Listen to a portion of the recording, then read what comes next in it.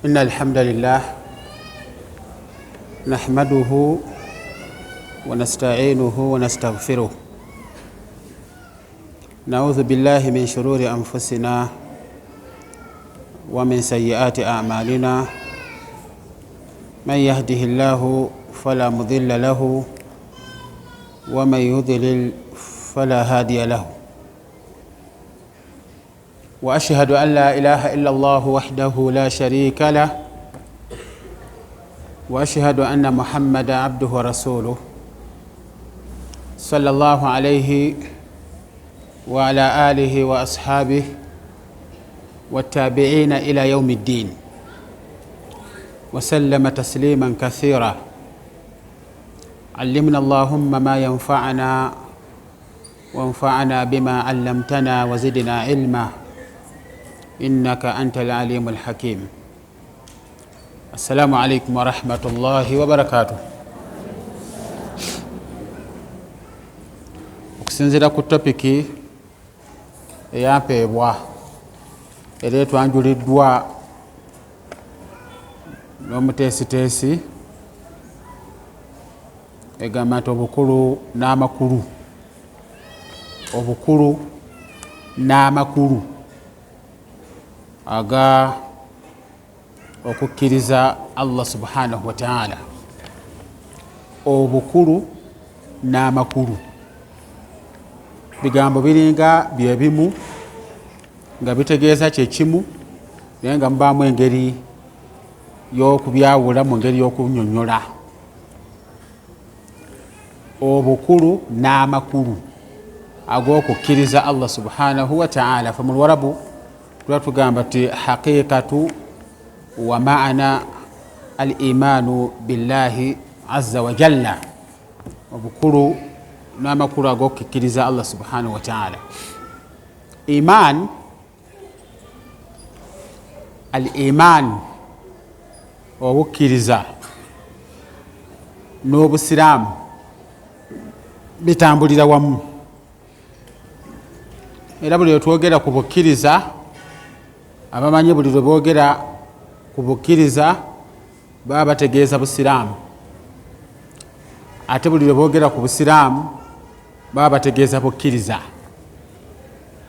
Kati ebigambo ebyo byombi al-iman wal islam obukkiriza n'obusiraamu kwe kuyimiridde eddiini ekuŋŋaanira ku bintu ebyo ebibiri nga Sheikhul Islam bwagamba Ibn Taymiyyah rahimahullah yagamba ati wa'lam manya amakulu gwayagala okubeera omukkiriza, manya gwayagala okubeera omusiraamu, manya gw'omukkiriza olwedde ng'oli mukkiriza, manya olwedde gw'omusiraamu ng'oli musiraamu. Kikyoyina okumanya agamba ati anna al-imaana wal islaama tiddala obukkiriza n'obusiraamu kwebyo byombi yajitamiu ddiinu kulluhu, eddiini yonna kwekuŋŋaanira, eddiini ekuŋŋaanira ku bintu ebyo bibiri al-imaanu wal islaamu, obukkiriza n'obusiraamu.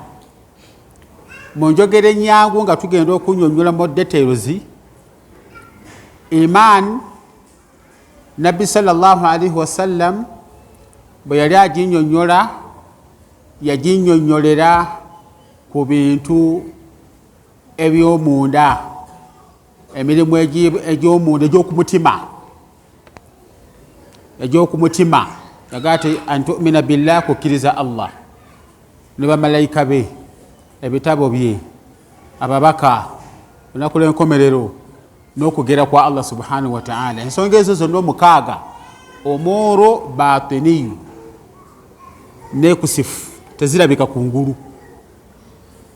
Bwe yali annyonnyola obusiraamu n'abunnyonnyolera ku bintu ebirabwako ebyokungulu,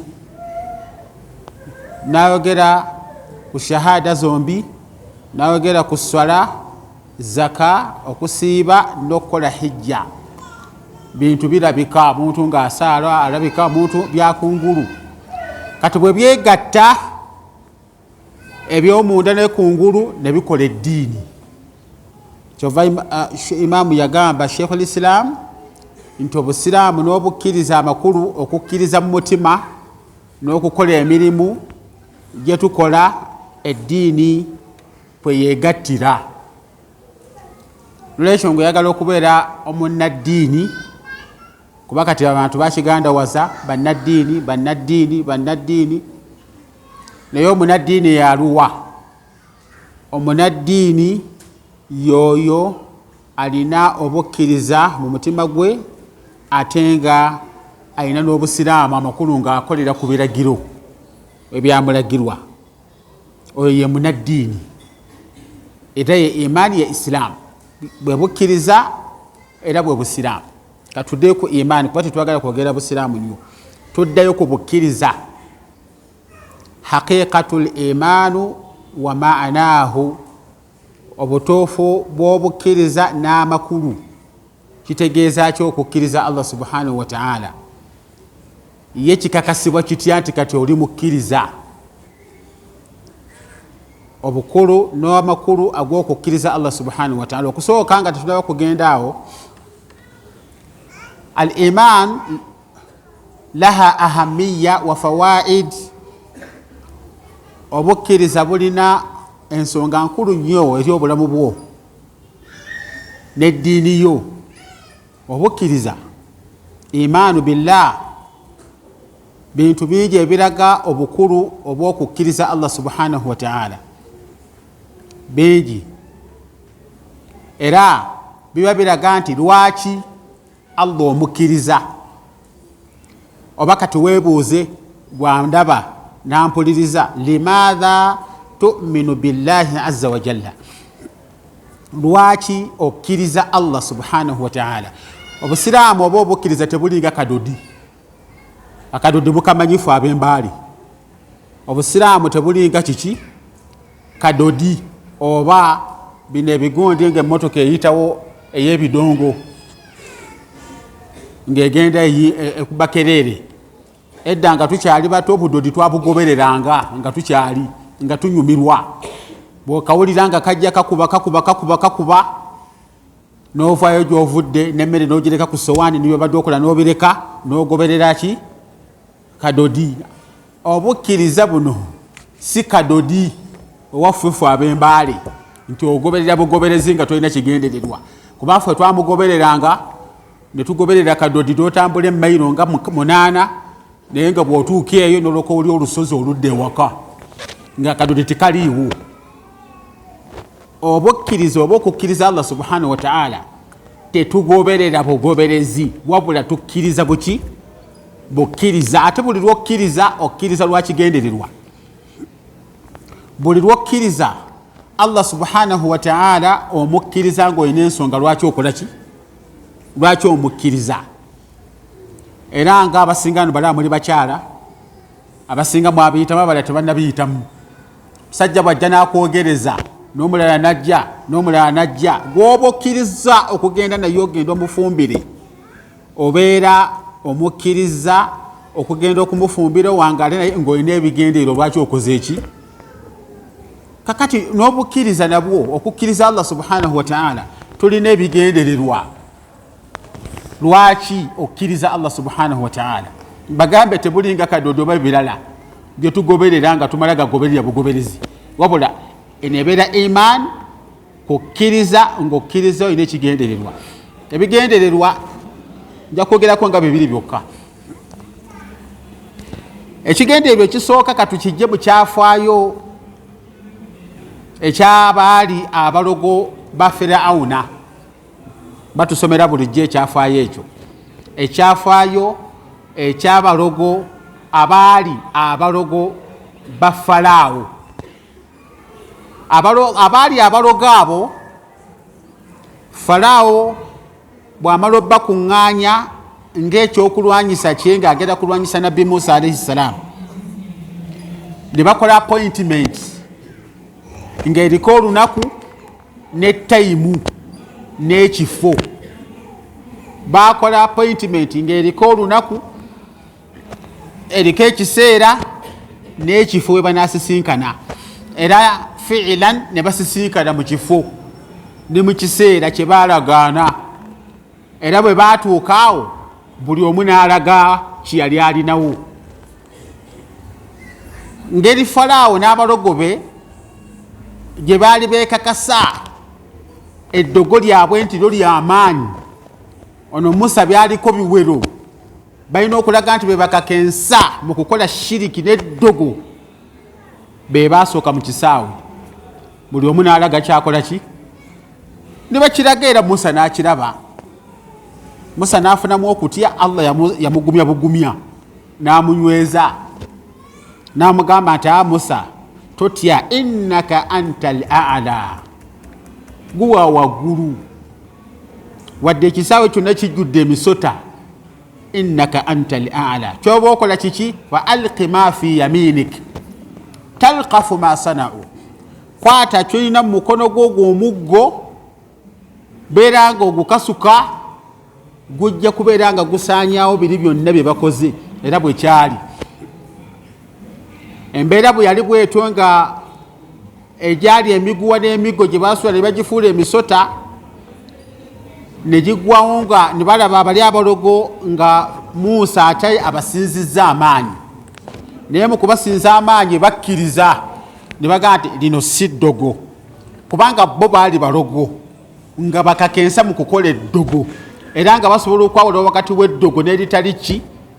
Baagamba lino si ddogo, wabula kintu kikoleddwa na Allah subhanahu wa ta'ala, era ono nabbi. Ne bakkiriza Allah subhanahu wa ta'ala, gata tukkiriza omutonzi owa Musa ne Haruna oluvannyuma lw'okubanga yatonda ebitonde byonna. Kyenjagaddemu, Firawuna yawera, njabba bonereza, njabba kola kino, nga baggaaya bwe babeera. Ne bamugamba nti nedda, faqdi ma anta qaad. Mu aya endala Allah yagaa ti la dhair, tewali buzibu, gwe kola kyonna kyokola ki, kyowulira ng'okyagala era okirinako obusobozi, naye gy'onookoma okukola ekitukosa, gy'onookoma ne imaani yaffe gyejja okusinga okweyongera. Gye yakomanga okubabonereza ne imaani yaabwe nga yeyongera kukola ki, yeyongera kulinnya. Allah atunyumiza ku bo baagamba ebigambo bino. Allah bagamba nti ffe tukkiriza omutonzi waffe Allah subhanahu wa ta'ala lwa nsonga emu, yeruwa liyaghfira lana khatayana wama akrahtana alayhi min as-sihr. Ekituvuddeko ne tukkiriza, gwe ne tukuta nga tukulaba oli fake, tukkiriza omutonzi oyo.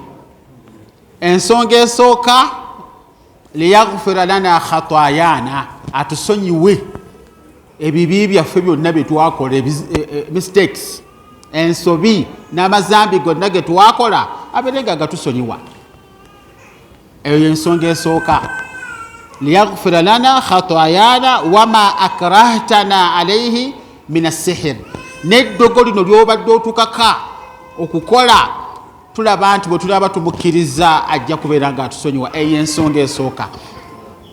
Limaadha nu'minu billah, yensonga esookera ddala lwaki Allah subhanahu wa ta'ala tumukkiriza lwa kutusonyiwa byonoono byaffe. Teriyo akkiriza Allah nga amukkiriza talina nsobi gye yali akoze. Buli lwogata ashhadu an la ilaha illa Allah wa anna Muhammad rasulullah, ekyo kigambo oba okyogera n'okkiriza Allah ng'oli kuva mu mazambi g'obaddemu, oli kudda mu kuwetukuza, kukkiriza Allah akusonyiwe. Naye abasinga tukyerabira. Ngamba nti tukyerabira lwaki? Singa tubadde ekyo nga kiri mu bwongo, ku imaani gy'olina nga amanta billah nga ddala wakkiriza Allah subhanahu wa ta'ala obutuufu bw'okumukkiriza era nga wamukkiriza ng'olina ekigendeerwa lwaki omukkiriza tewandibadde ng'ate ku imaani gy'olina eyo ne jiribaabu z'olina n'amakanzu g'olina omuntu g'ayambala n'amannya ag'ekyolabu ge tulina ne bakusanga ng'ate oli mu bintu ebimenya shahada ebimenyawo okukkirizaani kiba kitegeeza nti tewamanya bwe wali okkiriza tewamanya bwe wali okkiriza tewamanya nsonga lwaki okola ki okkiriza. Abaali abalogo ba Firawuna bamugamba ekigambo ekirala nga agezaako kubatiisatiisa kubaabo gye bali mu nsi abatiisatiisa abaddu ba Allah subhanahu wa ta'ala abakkiriza gye bali. Kakati gwe bw'onoobogana bwoti ojja kugira bweti endankani bweti bali bamugamba nti Farao Allah subhanahu wa ta'ala alina ebintu bibiri bwe tukkiriza. Ekisooka wallahu khairun wa abqa, ekisooka Allah khairun, ekyokubiri wa abqa. Ekyo nakyo kikulu mu kukkiriza mu mulyango gw'okukkiriza Allah subhanahu wa ta'ala. N'omanya nti Allah gw'okkiriza first of all yasinga obulungi bisigadde byonna, era ekyo bw'obanga kikuli mu bwongo ne mu birowoozo byo nti Allah gwe dakkiriza yasinga byonna, kiba kitegeeza nti yasinga omusajja gwe nnina n'abaliyo bonna, teri asinga Allah. Kati omusajja tajja kuwugula kukujja ate ku imaani kukozesa bintu bitakola ki, kiba kitegeeza nti nabano kwegaba bayite ntya omwana omuwala tasobola kugenda na mukafiiri ng'amanya ati wallahu khairun, Allah yakola ki yasinga, tekisoboka. Ate wa abqa wakusigalawo subhanahu wa ta'ala, kullu man alayha fan wa yabqa wajhu rabbika dhil jalali wal ikram. Byonna ebintu bigenda kusaanawo wasigale Allah yekoogu, n'olwekyo yasinga obulungi ate yowo okukola ki yowo okusigalawo. Allah yasinga emaali, Allah yasinga obulamu bwaffe, Allah subhanahu wa ta'ala yasinga abaana, Allah yasinga buli kyonna ekiriwo. Kiba kitegeeza nti bw'omukulembeza ku biriwo byonna n'omanya n'okkiriza nti yabisinga, bino ebirala byonna tebijja kubeera nga bimukujjako subhanahu wa ta'ala. Tojja kubeera ng'otagala kuva ku imaani. Kiki ekyo kujja kukkiriza Allah subhanahu wa ta'ala nga wamukkiriza n'ekigendererwa? Bino byonna ebisigadde faaniya biggwaawo. Waliwo gwe mmanyi mu Uganda wano, muwala yali musiraamu n'omubugisi w'omuwono, yali muwala musiraamu ewaabe basiraamu, soma bw'atyo agenza asome certificate n'alabaganayo ne munne omulenzi nga si musiraamu, ne babeera ba mukwano OG ne OB nga bwe mubayita, okukakkana nga bafudde ba mukwano bufumbo bwa ddala. Omwana asooka, omwana owookubiri naye ng'oli modomodo, kamuyite modomodo, omusajja nga modomodo, omukazi nga akyalina erinnya ery'ekisiraamu. Kati nga batambulira awo, munnange ewaffe basiraamu, taata wange Haji Mulamba, kakati akaakoko kakukaako singa otereera nga naye olwedde oli kuzaala baki, oli kuzaala baana. Enkomerero ya byonna kyenjagaddemu, omuwala oyo yamala n'agonda. Ekigambo ekyo ekigamba nti wallahu khairun wa abqa, Allah yasinga obulungi okusinga ono modomodo gw'olina, ate nga yowo okusigalawo okusinga oyo modomodo. Yasalawo ekyo yakyerabira, n'asalawo n'atwala modomodo ewaabwe, n'amwanjula, n'eddiini n'agikyusa, ne bagenda ne mu kyaki, ne bakuba ebirayiro, n'amanya ne bakyusa buli kimu, era n'abaawo nga alinako n'ekkanisa gy'asumba. Avudde mu kukkiriza Allah, naye ng'ekimutwala eyo yonna kukulembeza musajja nti ye mulungi asinga Allah, kukulembeza sente ennyingi ezisinga ani Allah. kukulembeza musajja ng'alowooza ti omusajja si wakuva ku nsi kuno wakubeera naye ebbanga lyonna. Allah ye si wakusigalawo. Mbayalo bategeeza nti omusajja yaziikibwa naye mwennyini ali awo kati talina musajja azunga. Omusajja yamukaafuwaza n'amujja mu busiraamu yafa yasisinkana dda jahannama we kati naye asi alinze lulwe okujja ku Allah bw'anaamusaasira n'adda mu busiraamu. Nolwekyo bannange okkiriza tembuzannyisa. Wallahu khairun wa abqa. Allah subhanahu wa ta'ala yasinga byonna ate wakusigalawo. Bw'obuuka n'odde naye nga Allah waali subhanahu wa ta'ala. Nolwekyo ensonga lwaki tukkiriza Allah liyaghfira lana khatayana, ekyo kitwale. Kati bw'oba nti Allah subhanahu wa ta'ala wamukkiriza lw'okusonyiwa mazambi, oluvannyuma lw'okumukkiriza weegendereze nnyo obutaddayo ate mu mazambi ago, either okuba nti gakendeeza obukkiriza bwo oba okuba nti buviirawo ddala n'oba nga toli musiraamu. Intabihu, mubeere be careful ku bukkiriza kuba bwe bukuvaako oba osuubiddwa ebirungi bingi.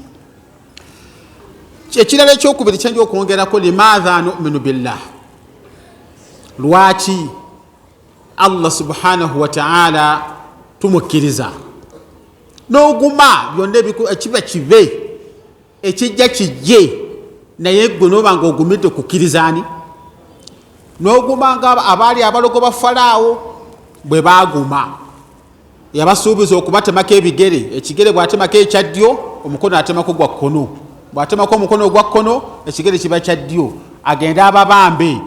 Byonna ebibasuubiza naye omukkiriza omutuufu ng'alina haqiqatul iman, obukkiriza obwaddala gy'okoma okufuna ebizibu n'okukubonyaabonya ate imaani gyekoma okukola ki? Oye mukkiriza omutuufu. Era bw'obanga ofunye ekizibu ng'oli mu bigezo obonyaabonyezebwa, imaani yo niyeeyongera, saba Allah ayongere oginyweza. Era baamu n'okusanyuka nti osanga oba oli awo wakkiriza Allah subhanahu wa ta'ala obutuufu bw'okumukola ki. Naye buli lw'ofuna ekizibu n'ofuna challenges n'ofuna okunyigirizibwa n'ogamba ne bannange ezi bintu binsobedde, nimba nga atakkiriza Allah. Tamanya baganda tuli bazibu, nimba nga atakkiriza Allah, nimba nga ate okukkiriza Allah nazza musango nenzira mu kubonabona. La, ebyo tebikola. Daba Bilal ibn Rabah mumumanyi omwazinyi wa Nabbi sallallahu alaihi wasallam, yali musajja muddu ali wansi wa mukama we, musajja mushiriku, ne bamubonyaabonya. Musajja ayambala kakete talina ngoye zimumalako omubiri gwonna, ne bakwatanga ne bawalulira mu musenyu obwokya, bataddeko amayinja agookya, naye ng'ali ku nsonga emu. Omusajja naye tuuka n'okumugamba nti Bilal, ogenda kubeera mu mbeera eyo ey'ebibonyoobonyo, ojja kubeera ng'otocolingibwa okutuusa ng'okoze ekimu ku bibiri, hatta takfura bu Muhammadi, paka lw'onaakafuwa lya Muhammadi oyo, oba okumuvuma ovume Katonda we olyoka ove mu mbeera eyo. Ye Bilal naye yaddangamu atya, yagambanga ati ahad ahad ahad ahad. Omukkiriza omutuufu ng'owakkiriza Allah, obutuufu bw'okumukkiriza gy'okoma okufuna ebizibu ne imaani okukola ki. Naye bw'etandika okukka weekaabireko, kiba kitegeeza nti olina okurivayizinga imaani yo ku ntandiko. Wakkiriza kiki ekyakuwaliza okukkiriza? Bw'oba wakkiriza Allah n'ogenda ku musajja omusiraamu olw'okuba olaba alina ssente, olw'okuba olaba alina gwe weka, bw'akuzzaako n'ogamba what is this, bino nga ddali sibisuubira, bwe bitu binaabeera. Bw'aba akasente kaweddewo nga kakendedde, bwena n'obuuka n'opapala kasi toddamu ebyo, revisinga imaani yo.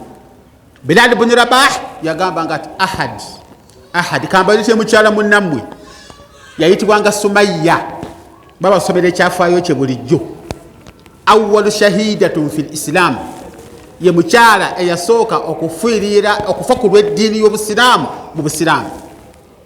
Omukyala oyo yabonyaabonyezebwa famire ne bbaawe n'omwana we, naye nga bamulanga ki? Lwaki akkiriza Allah subhanahu wa ta'ala. Mbalaga nti buli lw'okkiriza Allah, mu kukkiriza Allah gy'okoma okufuna ebizibu ne imaani ye esaana okuba nga yeeyongera buki? bweyongezi. Imaani terinyira ku kulya piraawo. Imaani terinyira ku kubeera nti tuli mu mbeera nnungi era nti imaani weerinyira wokka. Nedda. Yensonga lwaki Allah yasalawo tugezesa apime imaani zaffe.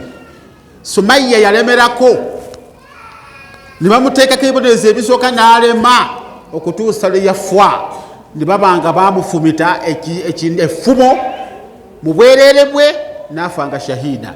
Naye naga ati sijja kuleka la ilaha illallah muhammadi rasulullah. Eyo gye bayita imaani, okukkiriza Allah subhanahu wa ta'ala. Kati ojja kwekyekinga oyimiridde otya mu imaani. Imaani eno tetugizanyisa kubanga oteekeddwa okuba nti okukkiriza Allah omukkiriza lwa kuyingiza jjana, teri kirala. Jana teriyo mugabo gwakkiriza Allah kuno ku nsi, wabula empeera yo n'omugabo gwo guli kukuyingiza jjana ng'omaze okusinkana Allah subhanahu wa ta'ala. Kyekyokka, teri kirala. Ejjana yabakkiriza. Tulaba nti Nabbi sallallahu alaihi wasallam yali ali mu basahaba, hadisi eri mu Bukhari, n'abagamba nti inna ahla aljannati, ab'omu jjana bajja kubeera nga yataraawuna fi ghurafi aljanna. Ejjana kuba yeri darajaati, madaala, kalinazi waggulu, eyambokedda waggulu. Kati ekyasinza okubeera ey'omulembe ey'ebbeeyi nga nnungi, erimu okukoona esswaga eri yennyini etaliiko nagamba nti ofunyemu obukendeevu, nabula nga swaga ogifunira ddala mu bujjuvu waggulu. Deni n'abaddako paka ku ddala erisembayo wansi, yo darajaati. Kati omubaka alayhi salatu wassalamu n'agamba nti ab'omu jjana bagenda kubeera nga yataraawuna ashaba alghuraf alaliya. Bano abali wansi nga balengera aba waggulu nga beeyagala beetala mu mbiri zaabwe, abalengerera wala nga bwe mulengera emmunyenye ku ggulu nga zitambula mu east ne mu west. Ennyumba yenyi bwe bogiraba nga zeetala, bwe batyo ab'omu jjana bwe bagenda okubeera nga balengeragana. Naye nga mu boolengera mulimu bw'omanyi bwe mwalinga wano ku nsi, ogambe ti ono gaaya ali eyo nga ndabanga muntu yakolanga mirimu kyoyo. Naye nga quwwata al imaani, abalanga basaalanga nnyo alhamdulillah, kirungi sola tuziyitirize, naye ate nga emirimu gy'emitima nga girimu obuzibu. Tetwagaliza, ensaalwa zijjudde emitima, buli kimu wahakaza. Oli oluusi wali mujjawe n'omutobonyabonya n'ova ewuwo n'omulumba n'omwogerera n'okola kino n'ovuma, ye n'asirika n'atakwanukula. Kakazi gwe oli kasirino, olibona kiwe, okidda ku musoga ate ekitya, olibona kiwe n'omusajja takwenda n'akwenda, nze ankobera n'okunkobera yembe eyo, obwesibye ku bwabwesibe. Andi abekugambye naye oteekawo ebitaliiwo mbw'oyagala kulumya oli musajja omwesibako, takwagala nokwagala, nze aŋŋamba bulijjo eddakali bweti, oli ye waali kye. Kaakati eggwanga bw'ali kusaasira naawe n'ogiyingira ng'oli wansi, ogenda okugira bwoti nga gwovumanga ali waggulu ku jjana eya waggulu, firidausi yataraawuna. Kakati basahaba ne bamugamba ya rasulallah, tilika manazila shuhada, ebifo ebyo byoli kwogerako ebyo banyanga manazila al anbiya, byoli kwogerako ebya waggulu, ebyo bifo by'abannabbi. Kufe basiviliani ate n'alituukayo eyo eby'abannabbi.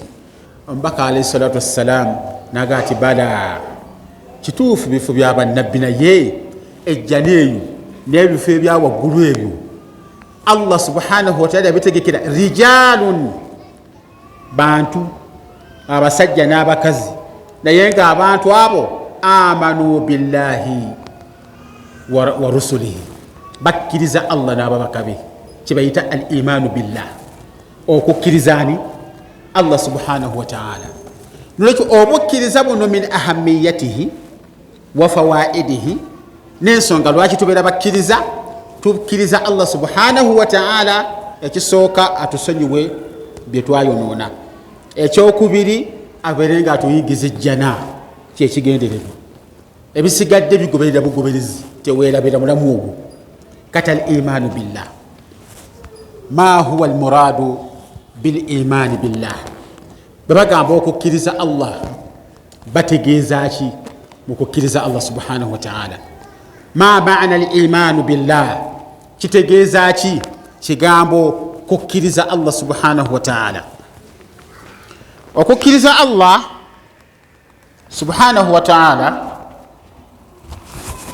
abamanyi bakivuunula nga bakivuunuza ebintu bisatu era byolina okwegendereza bwayagala okubeera mubakkiriza Allah subhanahu wa ta'ala. Al imaanu billah, okukkiriza Allah subhanahu wa ta'ala abamanyi bona bakyegattirako ba ahli sunnati wal jamaa era nga babijja mu Qur'an ne mu hadisi z'omubaka alayhi salatu wassalam. Ebintu ebibeera mu kukkiriza Allah, ekisooka al-i'tiqaadu bil qalbi, okukkiriza Allah kuyinza kutandikira ku mutima gwo. Mutima gwe gutandikirako okukkiriza Allah, nga tondaba kwatula, tondaba kugamba nti musiraamu nnyo nzikiriza Allah. Omutima gwe gulina okusooka okukola ki? Okukkiriza. Omutima guwe Allah. Tetukola bino enkola gye tukola ku nsi, n'osanga omusajja ng'agamba ati azi oyo mwagala mu mubiri, naye omutima sikola ki? Simanyi baana abakazi bamugamba, abamu simanyi, naye njogera ku saidi y'abaki, y'abaami bemmanyi ennyo nti oyo y'omutima si gugwe, mwagala naye ng'omutima Allah subhanahu wa ta'ala tulina okuguwa omutima kize Allah subhanahu wa ta'ala omutima gubeere nga gukwese gujjuddemu okukkiriza Allah, okumwawula, okumwagala, kumwesigabira buli kimu. Al-i'tiqaad bil qalbi, olw'ensonga nti omutima bwe guba tegukkiriza ne bw'onooyatula omala biseera. Mubegakaawo nabaddeko mu nsonga z'abafumbo babiri, omukyala n'omwami, naye ng'omukyala oyo tiyali musiraamu, n'asalawo n'ajja ew'omusiraamu ajja amufumbire. Bw'agwa ku musajja, omusajja ng'amusiibire omusajja amugamba naye ensonga y'obusiraamu eno yayinza obutatumazaako kubanga nze sibeera na mukazi nga simuki nga si musiraamu. Oti ye kansooke nnerowooze okukakkana ng'omukazi mwenyini agamba nti nzikiriza obusiraamu era tubeere nga tukola ki? Batugatta. N'atoola shahada, ne basindika n'abawoowa, n'okuwoowa ne babakola ki? Nengendangayo okode salaamu ng'atoola, naye kyamaze enviiri ku mutwe. Omukazi joozi ly'abalamu tutudde mu nsonga ng'agamba ati nze sibeerangako musiraamu wabula nze biri nabyogera olw'ensonga nti nali nfunye kyenjagala, biri nabyogera olw'ensonga nali nfunye kyenkola ki? Ng'alaba afunye ekirenzi mashati kiriko omubiri wadde nga nkisiigako katono, alaba nga kijja mumukolera, n'agamba ati ashhadu an la ilaha nga bwe batira ozitoola ashhadu. Bazadde abaana mukaaga, agamba ati yali yazaalako abaana babiri awalala. Musajja agenda okulaba nakyala bano basitaani, bano bakatonda, abaana atandika obbawulamu bukakati bano abasiraamu, ab'obusiraamu, abo basitaani bo balini yazaala eri, abo be baani. Mukazi ng'alima n'obufunza okukola ki? Omusajja nolwekyo imaani bannange okukkiriza Allah kutandikira wa mutima kubanga kutulaba ebyokungulu osaala ogira obukaaya notola shahada ezabandya nokolaki tujakinga tugatawo yakufuze muki naye omutima bwekuba buvundu ngaogukweseko obukafiri neshiriki tebijja kugasa era paka niwe wali baddi Allah mana nakugwegula wali ni mukono gwange mulaalekampale yana kasente bwekaliko ba kamukyala we yasooka nebakyankana namuzadde bawanda basatu nakolaki nagwa oyo ye mawungu yennyini okudda ku bakafiri abo abashiriki yabeera mawungu okusinga ono amansula babi ng'oli alowooza kyala mukazi mukakkamu tatera kwongerayo gerageta nga bazaala asooka tayimu etuuka nga mwanduleewaawo nga tikugwakasi mukazi wange atere mukazi amutadde mu bizinensi wegenda yehaji konzi yehajati wambala okuweza emyaka omwana asooka mu univesity oluzingala mu univesity n'atandika okujjayo ebiri ku mutima naye nga before emyaka 3 emabega waliwo meseji ye eyajja ewange ku WhatsApp mu butanwa ndowooza nga yali akyatinga n'abadde bakafiri banne naye ngiraba mukazi entukahajo naye nsirika bandya wahaji nankubira essimu nga ngenda nga tutuula ngaatandika ensogera omukazi ngambambatiresibeera abakungi kombe nesapuli ng'ajambalira muli ebeera munda kuno n'ateekako biteeteeyi bahijabu naye ngaesapuli eriwa wajjabu gatinza okuliwava omusiraamu bakazi ndisibeererako omusiraamu ani wakati zinayibaddeko omusiraamu naye ngaomuzibuka alikali yakkiriza bwajolan kungulu walam tu'minu batinan munda n'atakolaki n'atakkiriza bannange kikulu al-imaanu billah Allah okumukkiriza kugenda kutandikira ku mutima bukkiriza nebinsi kyewababegakawo kwali tumuwulize kugimu ku mizikiti mu Kampala awo egiri ku bizimbe by'abagagga ng'omukyala nga abasinga n'okunyirira ali muzikiti ate abooduleezo bajja ne mubateeka ne ku bukiiko ogenda okugira bwoti mumutandika tuli amiira simanyi yali bwati naye nga temumanyi nagyakoze eki nagyavudde ali mu kusiimula muzikiti ali mukwala omu Allah namuva subhanahu Allah olumu namukola ki aba akotaamiridde asitula mikeeka agira bati esapulira esoboka yosube egati buti what is this nti ati kakati enakali kiki kino bulijjo tubeera mugala mawa ahamiyatul imaani fil qalbi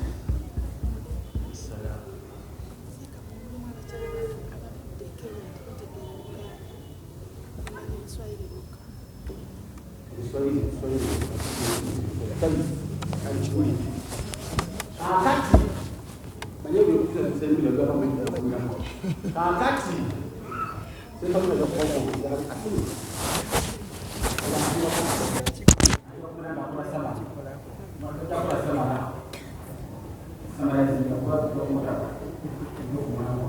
kakati mbawo para kandi okukiriza kuti utandira kuti mutima gulungu kuterera nga kuliko ki kukafi okukiriza okukiriza yende ekirala olulimi lwokerwatule ekyo okutima kikukozeki ekukiriza ekyo oba okimaliriza ogoberezeko okukola emirimu ekigobereza shahada eyo oba imaani okolere ku biragiro Allah subhanahu wa ta'ala yakolaki yakolaki kati nazo okutuuka ku hakikati imaani era al-imaanu billah nemakukulani okukkiriza Allah subhanahu wa ta'ala mu mitima gyaffe ntwatula n'ennimi zaffe ate tukoleraku ebyo byakolaki olulaba nti abamanyi kati nga Sufyaan Thawri rahimahullah era kino kuleeteramu imaani yagamba nti imaani qawlun wa amalun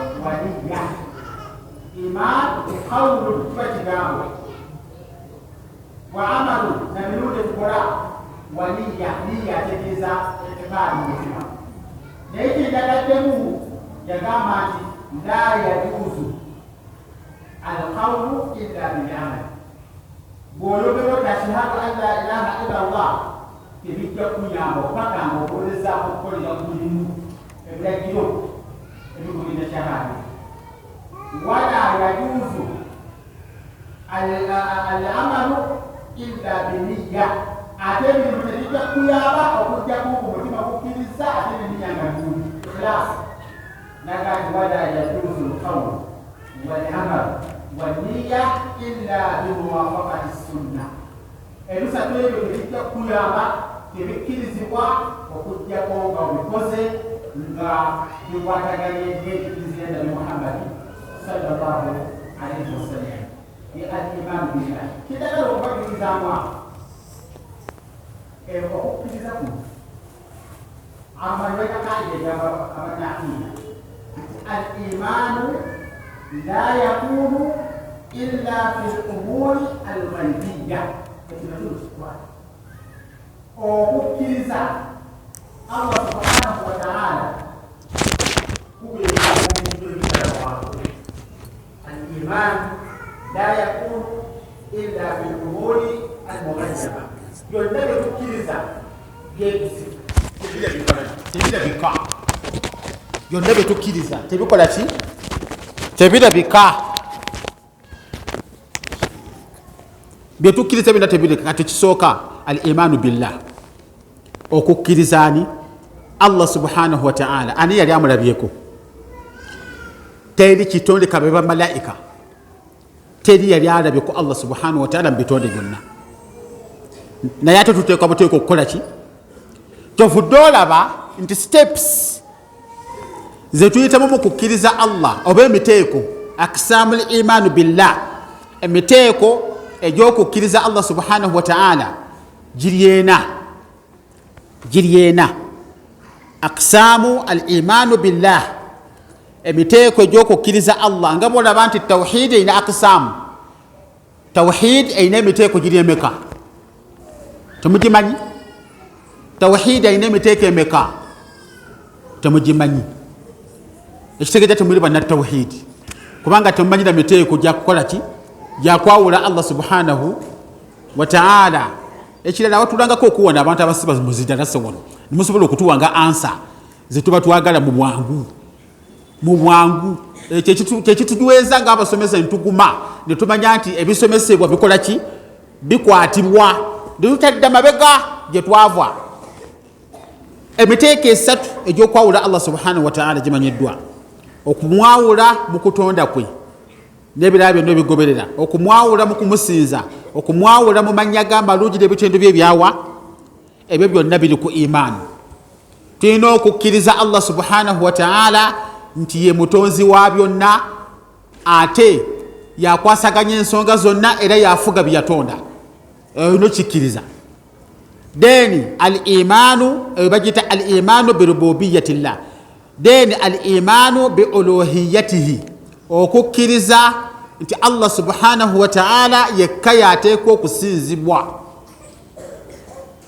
yekka yalina okusinzibwa eno imaani kuba munange gwe bw'onooba nga tokitadde mu bwongo nti Allah yekka yalina okusinzibwa nga tumwawudde kitegeeza tujja kukola shiriki nga tofaayo odire shiriki omuyite tawhida bwe gyebali addira shiriki ate n'amukyusa n'agamba ate oye tawhidi naye nga ali kukola ki akola shiriki obuzibu bwa buva ku ki butamanya nolwekyo tulina okukkiriza okiteeke mu mutima gwo kwegamba obeere ngaokiteeka mu birowoozo byo nti Allah subhanahu wa ta'ala yeeyawulidde okubeera nga yasinzibwa omuteeko ogwokusatu gitusobera bulijjo al-imanu bima lahu min al-asma'i was-sifati okukkiriza amannya gaalina n'ebitendo ebya waggulu kakati omuteeko ogweyongera okwo ogwokuna ogutali kugiri gwebugadde omukulu gwenjagaddemu ogusookera ddala al-imanu biwujudi llahi azza wa jalla olina okukkiriza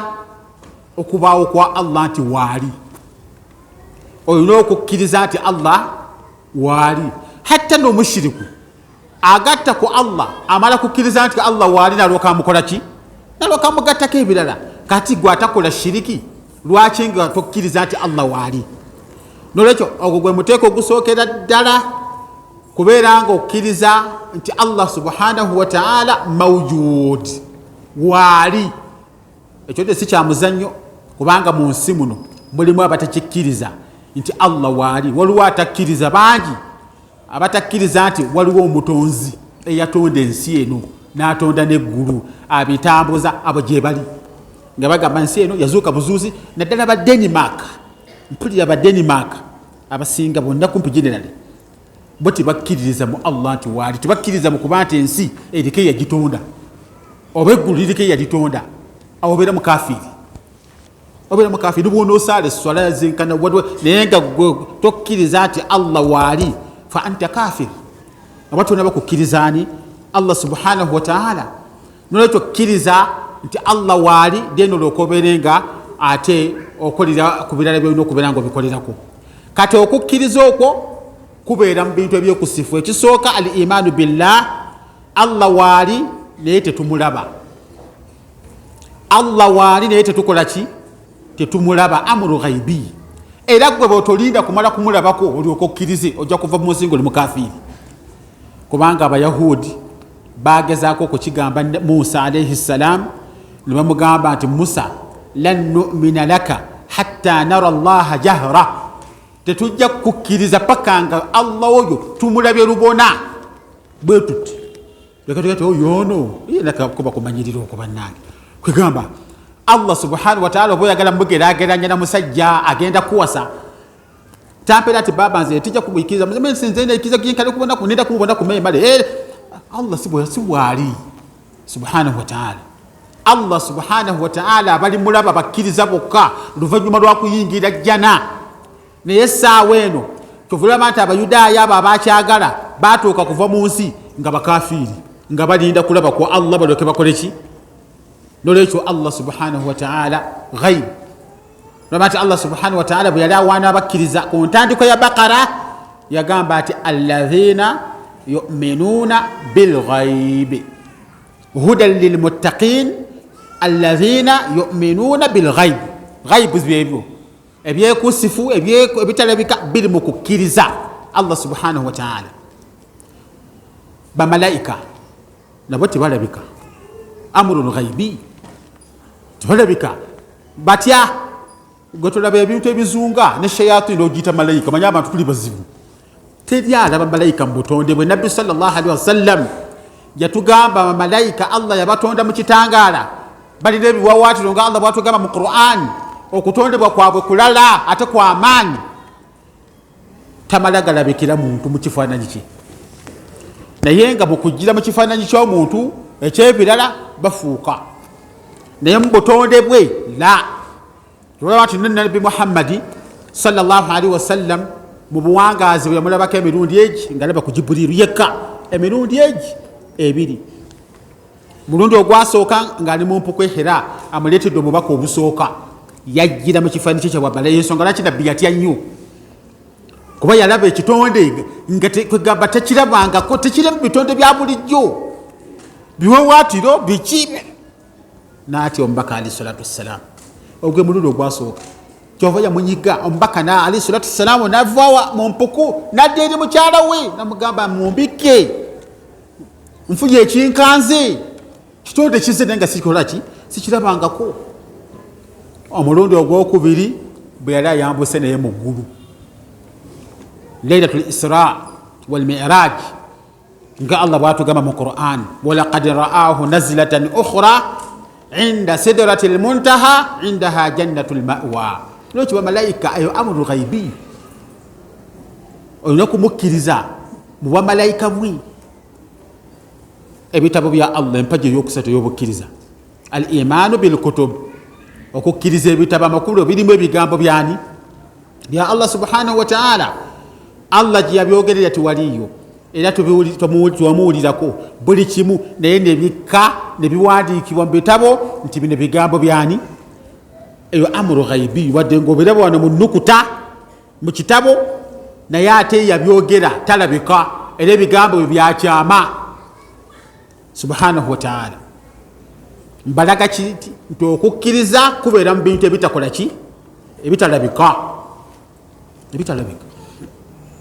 tubula abantu abakuraishi bagana okukkiriza nibatuukugamba nti nunabbi kyono yakulu taama wayamshi fi laswak ali emmere atambula mu butali nabbi mmodulugaana ono laula unzila alaihi malak fayakuna maahu nadhira singa siddwako malayika ne batambula naye ne kati ono la biri byakyama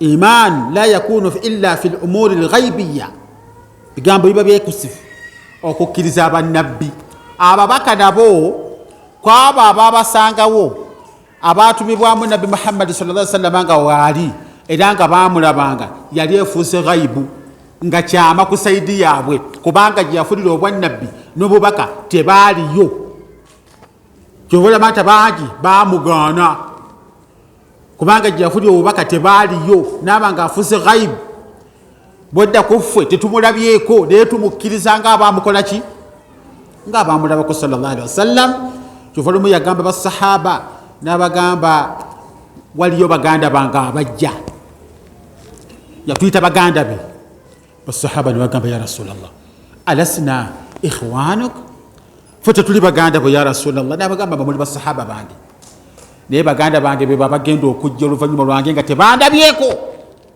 bakkirize banzikirize naye nga tebakola ki abo baganda bange numinu bihi tumukkiriza muno okubanga tetwamulabako tetwawangalako naye amurun ghaibi ono leeta olunaku lwa nkomerero lwomanyi ebirufaako ebyenkomerero la bijja mu maaso tubikkiriza era waba oyagala okubeera omukkiriza lukkirize nti weeruli n'ebirimu byonna ebinaabeera mukkiriza amurun ghaibi al iman bilyawmi al akhir nosembyayo okugera kwani kwa Allah subhanahu wa ta'ala al qadar ekyo kyamannyo kya Allah subhanahu wa ta'ala qadar kubanga naawe kennyini okutegeera nti Allah yangeredde kimala kutuukako naye kitalina kutuukako toyinza kugamba nti Allah yakoze eki yangeredde gwewategedde otya oli mulaguzi la beba balaguzi qadar emala kutuukako nolwokoga nti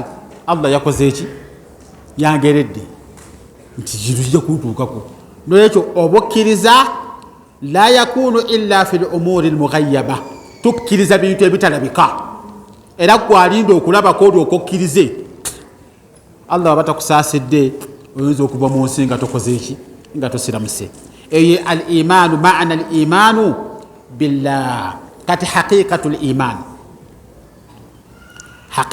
imanu billah bannange okukkiriza Allah obutuufu bwakwo awo wali ekinyusi obutuufu bw'okukkiriza Allah subhanahu wa ta'ala tulina okumanya kubanga okukkiriza okwo kwe kuyimiriddeko okukkiriza emirimu gyaffe nga Imaamu Shafii rahimahullah omusajja yajja n'amugamba ya Shafii sebo imaamu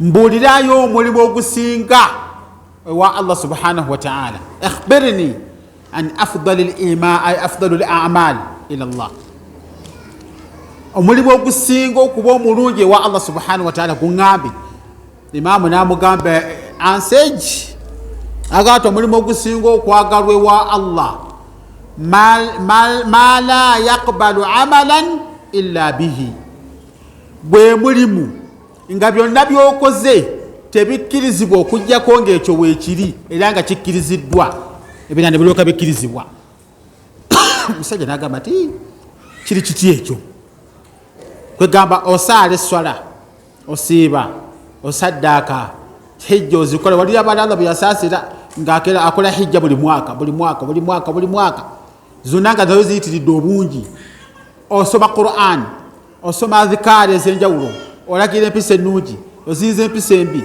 olabira bamulekwa kagamba okola emirimu emirungi egy'enjawulo naye gikkirizibwa la waliwo omulimu ogukulembera egyo gyonna nga gulina kumala kubeerawo ate nga mulungi giri gyonna giroke gikoleki kyova Imaamu Shafii yamugamba nti ogwo gwe gusinga omulimu ogusinga obulungi wa Allah subhanahu wa ta'ala ma la yaqbalu amalan illa bihi bwego nga tewali mulimu mulala gwonna gukkirizibwa okujjako nga gulina kumala ki musajja nambuuza ati gweguluwo ogwo nga sirabe kuba kati era naffe nga bwe tuli omuntu abaawo n'agamba ati nze bannange esswala ng'alaba esswala yeekola ki ate nga kituufu esswala Allah yagiteekawo oluvannyuma lwa shahada ebbiri nkulu nnyo mu busiraamu bw'omuntu omulala agamba nti nze bannange ezaka ndaba nga nkulu nnyo ate nnungi nnyo mu maaso ga Allah hijja buli omu naye okukkiriza Allah subhanahu wa ta'ala tetugubuusa maaso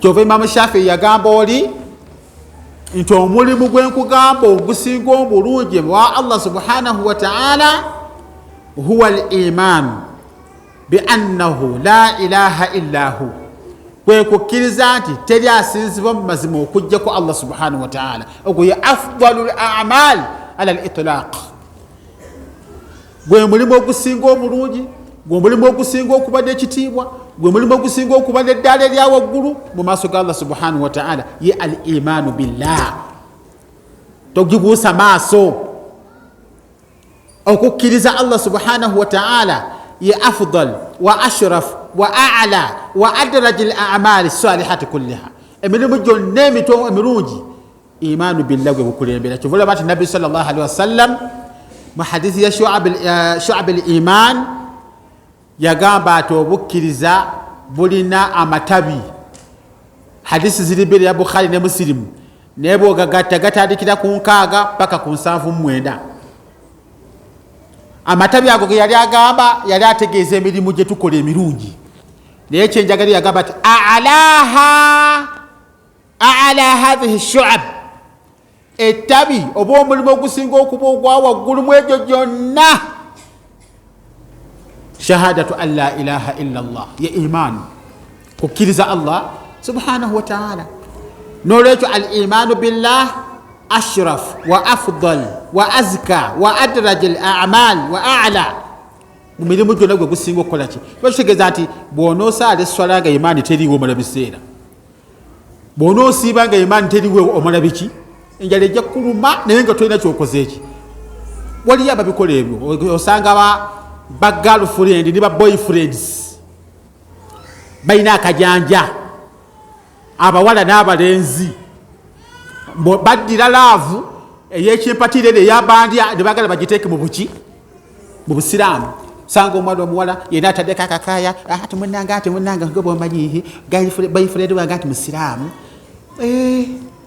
ani akugamba Ramadani etuuse naye enjala emuluma nze nsiiba ati munange tosiiba ne hani wange ati enjala ekulumira ki ani yakugamba ati Allah yetaaga ebisiibo byo Allah akwagalako ekisooka akwagalako imaanu bihi kumukkiriza oleve ku shiriki ebirala biryoke bikole ki biryoke bijje osanga n'abasajja ne babalala abeerawo naye anyuma mu basajja nga talina nansonyi anti munange akati amanyi bwe ndina Madiina kati bubeera ne Madiina olwo Allah naye kwagamba nti kati nkwagala nyo olw'okuba olina Madiina la nolwekyo ekikulembera byonna imaanu billah kukkiriza Allah subhanahu wa ta'ala ate mbagambye dda nti okukkiriza Allah okwo kuba kukwo tokkiririza mulala wenna ibaada z'okola tokola za mwami tokola za mukyala okola yiyo weekolera ibaada yo tereza obusiraamu bwo beera omukkiriza owannamaddala okkiriza Allah subhanahu wa ta'ala obukkiriza obutalimu bunnanfuusi obutalimu shiriki nga bubwo gwe bw'onoobanga ofudde onoogenda nabwo so si bwa mulala obukkiriza buno si bwa kusheyaringa ibaada zonna si za kusheyaringa naye nga tutandikira kubukkiriza si bwa kusheyaringa era bw'otolowooza nti gwe omukyala ojja kubeeraawo olw'okuba olina omusajja ayinza okuba nga seekaŋŋanze bulemu waabwe ayinza okuba nga yakola zihijja egamba nti oke naye kasitahani kyomukisa mulungi hajja ankiikiridde mu bukkiriza nankali bweti walla ajja kwokya okukkiriza Allah subhanahu wa ta'ala si kwakusheyaringa nti kugabana ono akkirizeeko saidi nange nzikirizeeko saidi la tekakati nga bibiri nti empagi ziri mukaaga nti ye kati gwe kkirizaako Allah okkirizeeko bamalayika n'ebitabo kati nze bunne kankuyambeko ziri ezisigadde nzikirize ennaku l'enkomerero ne bannabbi n'okugera kwani ebyo tebikola imaanu billahi si yakusharinga tubeere abakkiriza abannamaddala okukkiriza Allah subhanahu wa ta'ala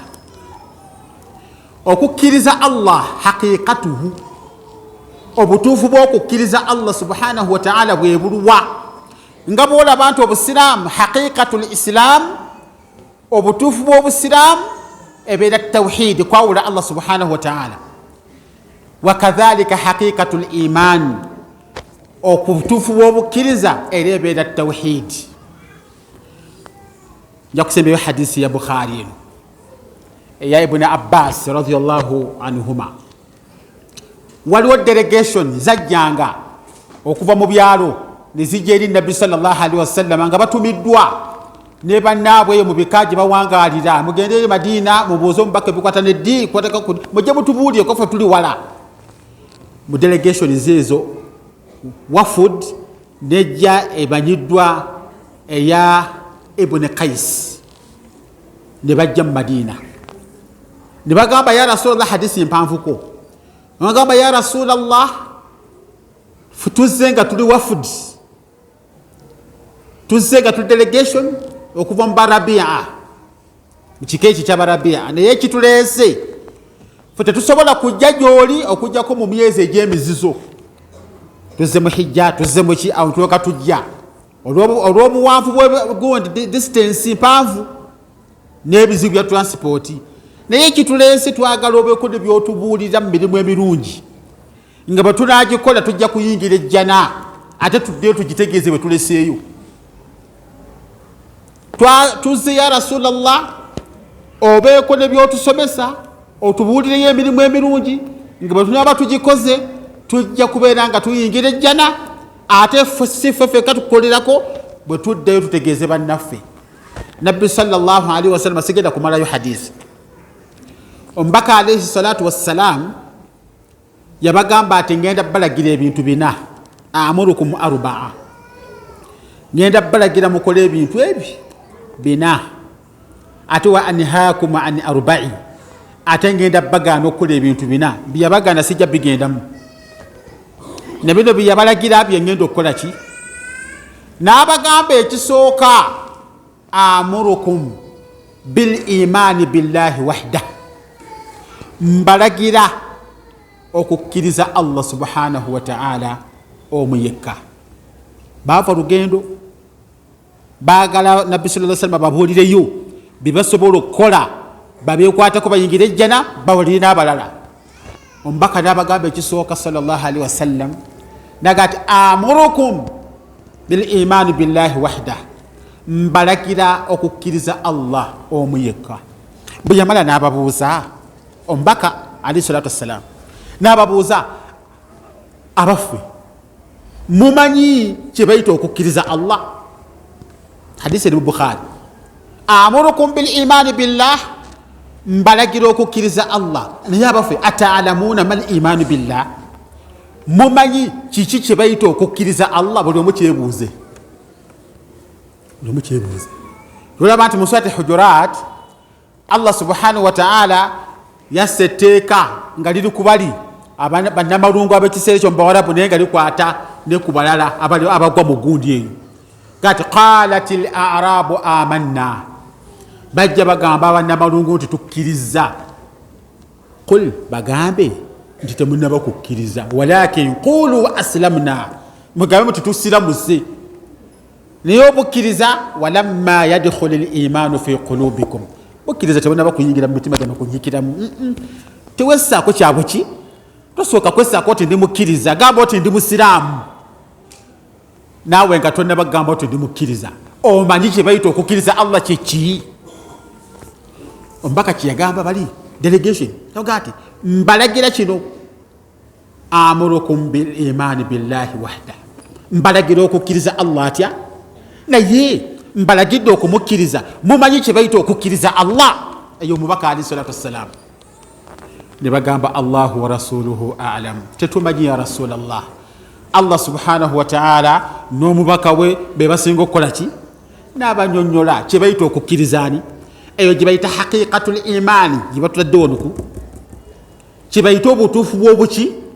Nabbi akiyigiriza abasajja abaava mu kyalo okujja okuyiga eddiini, abagamba nti ekitegeeza mu kukkiriza Allah shahadatu an la ilaha illa Allah wa anna Muhammad rasulullah. Kyekiyitibwa okukkirizaani Allah subhanahu wa ta'ala. Kuba kukkiriza nakakasa kwawula nti teri asinzibwa mu mazima okujja kaani ate ne Nabbi Muhammad sallallahu alaihi wasallama mubaka waani, kye bayita imaanu billah. Tojja kubyawula, tojja kubyawula. Iman kitegeeza tawhidi, era obusiraamu butegeeza tawhidi. Tawhid etegeeza iman, era nga tawhidi bwetegeeza al islam, obusiraamu. Naye ffe tubyawula naddala bwe tutuuka ku byawaka ne twawula obukkiriza ne tawhid.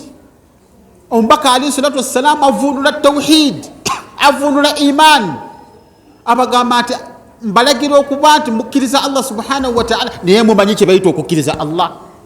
Ata'lamuna mal imanu billah, agamba Allah wa rasuluhu a'lam. Allah n'omubaka we be bakola ki? Be bamanyi. N'abagamba ti al imanu billah ye shahadatu an la ilaha illa Allah wa anna Muhammad rasulullah. Hadha huwa haqiqatul iman, bwe butuufu bw'obukkiriza kwawula Allah subhanahu wa ta'ala mu bintu byonna. Nti abamanyi bagenda batematemera. Waliwo omu ku bamanyi abakulembera yafamako gwa 428 wakayita emyaka egisukka mu 100. Bamuyitanga Muhammad bun Ahmad Abu Ali al-Hashimi. Yagamba ati haqiqatul iman, obutuufu bw'obukkiriza. Haqiqatul iman, imaani entuufu si zezino ziteeka ku nnimi nga zitwagiranga emabegakawo mu gyekyenda ndi kakongoliro ndi kiti kya mwogo, naye ngeno bw'olyaza amanyi abalala ndi kakongoliro, eno bw'oyenda ndi kakongolira. Era imaani okuba enywevu si yakwogerera, si yakwogerera, wabula imaani entuufu yeeno. Imaamu oli kyavaga ati haqiqatul iman, ekiyitibwa obukkiriza obwa ddala, obutuufu bw'obukkiriza, amakulu okukkiriza Allah ebeera i'tiqaadu bil qalbi, kukkiriza mu mutima, wa nutuqu bil lisaan, n'olulimi ne lwatula. Nga lwatula biki? Bino wammanga, byatula bino wammanga nti kukkiriza mu mutima ate n'olulimi ne lukola ki? Ne lwatula nti inna Allaha, Allah subhanahu wa ta'ala la ilaha illa huwa, teri asinzibwa mu mazima okujjako ye. N'ateekako naga ati wahidu ahadu fardu samadu lam yalid wa lam yulad, paka bwe yogera ebigambo bingi ya Allah subhanahu wa ta'ala. Kibayita al iman, haqiqatul iman, kukkiriza mu mutima n'atula n'oku lulimi nti Allah subhanahu wa ta'ala wahid ahad fard, ebigambo ebyo bisatu makulu gegamu naye nga tibisingaganako mu kubamu amakulu ag'omunda. Wahid ali atya? Ekyo kigambo wahid Allah bwe yalinga akikozesa mu Qur'ani kukweyogerako nti ali omu, yakiteekangako ekitende ekirala, innama ilahukum ilahun wahid. Ddala omusinzibwa wammwe ali musinzibwa atya? Kati ahad, ahad nga bwe kiri mu Ikhlas, qul huwa Allahu ahad. Ekigambo ekyo ahad ate matovu yavunula bulungi nyaawo. Ekigambo ekyo qul huwa Allahu ahad, Qur'ani ya matovu agirina yavunula bulungi nnyo ekigambo ekyo, kubanga yagamba nti qul huwa Allahu ahad, amakulu nti gamba nti Allah ali yekka. Ali yekka. Oli bw'abanga ali yekka tonoonya ate mulala, wabula ali atya? Era ekyo ekigambo ali yekka kye kisinga okubeera ekigambo ekiki kiba kitegeeza nti ali yekka mu bintu bingi, ali yekka mu kusinzibwa, ali yekka mu kutonda, ali yekka mu bintu byonna ali atya. Era omusajja mu Sudan yansomesa ekigambo ekyo ahad, nabuuza ati taarifu lfaruqu baina ahadi wa wahid, omanye enjawulo eri wakati wa ahad ne wahid? Nimugamba nedda sigimanyi. Nagamba nti wahid bwogamba oti wahid, eyo wahid eba enoonyayo owokumeka, owokubiri. Wahid, ithnani, thalatha, omu, babiri, basatu. Nagamba naye ekigambo ahad ekyo la yahitaji ila athaniya, tekyetaaga wakubiri kubanga ali atya. Kyekigambo kya Sheikh Abdurazak Matovu kyogamba nti ahad amakulu ali atya, ali yekka. Kati eyo haqiqatul iman. Yagati haqiqatul iman al-i'tiqad bil qalbi wan nutq bil lisan ti anna Allah wahid ahad fard. Byonna bikosa ali omu, ali yekka, bwanna munegena. Njogera Luganda ate nabagisoma nti Oluganda mulukola ki? Mulumanyi. Wahid ahad fard, byonna osobola bigatta. Ali omu, ali yekka, bwanna munegena. Lam yalid walam yulad. Eyo haqiqatul iman, kukkiriza nti Allah nga bwali omu, ali yekka, toyinza kugamba nti ate alina omwana. Ate oba obyonoonye ogambye nti ali omu ate alina omwana. Lam yalid walam yulad, tazaala era tazaala. Kati omuntu amaze okutegeera haqiqatul iman, obutuufu bw'obukkiriza, bino ebibuuzo ebigenda bibuuzibwa essaawa eno Krismasi ng'etuuse tabibuuza. Ate kakati enankani olaba otya kati olunaku lwa Krismasi ng'olwo enankani wange bw'ati nga Allah agambye ati lam yalid. Omaze okutegeera okukkiriza Allah kitegeeza ki? Omaze okutegeera kitegeeza ki? Obutuufu n'obukakafu bw'okukkiriza ani? Ate obuuza oleeta bya Krismasi bwe toleeta, kubanga Allah akugambye ati aliyo yekka. Lam yalid walam yulad, ali yekka mu kutonda kwe, ali yekka mu kulabirira n'okukwasaganya ensonga zonna, ali yekka mu kufuga bye yatonda, ali yekka mu mannya g'amalungi, ali yekka mu bitendo bye ebya waggulu, ali yekka mu kusinzibwa, ali yekka mu miteeko gyonna egy'okusinza. Aliyo gye bayita haqiqatul iman, obutuufu bw'okukkiriza Allah subhanahu wa ta'ala. Bw'onoobanga obulina ejja n'ekuli 5. Imaani eno si yakusobeseza wali ku kabuli. Nelakkinu mautaakum la ilaha illa Allah kigambo kukyatula, naye nga imaani mu mutima eteeka okubanga kiki? Nga mweri. Biryoke bibeere nga bikola ki? Biryoke bibeere nga bikuyamba. Ne bwe bibanga tebibaddeewo, imaani tejja kukuyamba, ate era tugenda kufuna kwesiima mu maaso ga Allah subhanahu wa ta'ala. Swala nga bwesemberedde, ndaba nga sisaana kubeera nga ate nsukkaawo. Tulina okwetegekera esswala, tulina okukola ki? Nolwekyo wali wano mbadde nga makonzi musajja ate amaze badde sitegedde munange oba mpisiza namusimenda kumanya. Kati insha Allahu ta'ala tujja kubeera nga tusaba Allah subhanahu wa ta'ala abeere nga atufuula abaddu be abalungi, atuteeke mu baddu be abakkiriza obukkiriza obwannamaddala, era bufuula ensonga egy'okubeera nga etuyingiza ejjana ku lunaku olw'enkomerero. Wassalamu alaikum warahmatullahi wabarakatuh.